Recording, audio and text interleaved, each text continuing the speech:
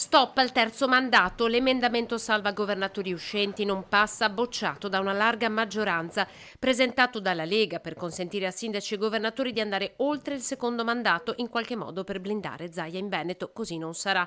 A far capitolare questa possibilità Partito Democratico, Movimento 5 Stelle, Noi Moderati, ma anche Forza Italia e Fratelli d'Italia. Terzo mandato che diventa così terreno di scontro di una maggioranza sempre più spaccata. Così il senatore e segretario del Partito Democratico Veneto, Andrea Martella.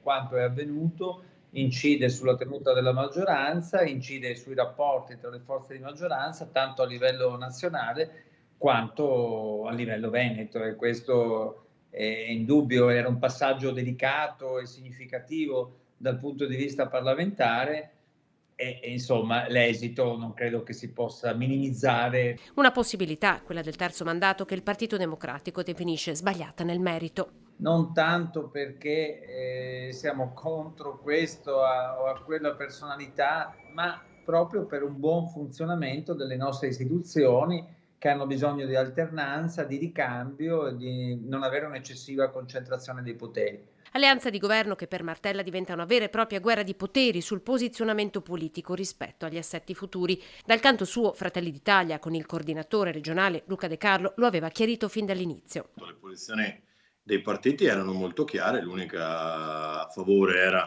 era la Lega. Adesso mi auguro che si possa tornare a parlare dei problemi degli italiani, ma anche dei veneti, perché credo che sia più importante concentrarsi sui problemi dei veneti che su quello di 2 o 3 o 4 governatori. Se l'emendamento salva governatori non passa, quello per i sindaci dei comuni oltre i 15.000 abitanti è ritirato dalla stessa Lega ancora prima di essere votato.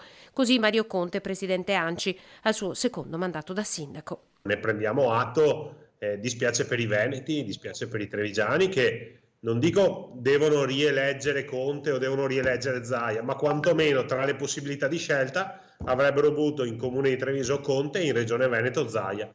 Così non sarà perché qualcun altro ha deciso che non si può fare. Prendo atto, sono le dichiarazioni di Luca Zaia che si smarca questa mattina da ogni possibile polemica, lasciando ai suoi la difesa della misura.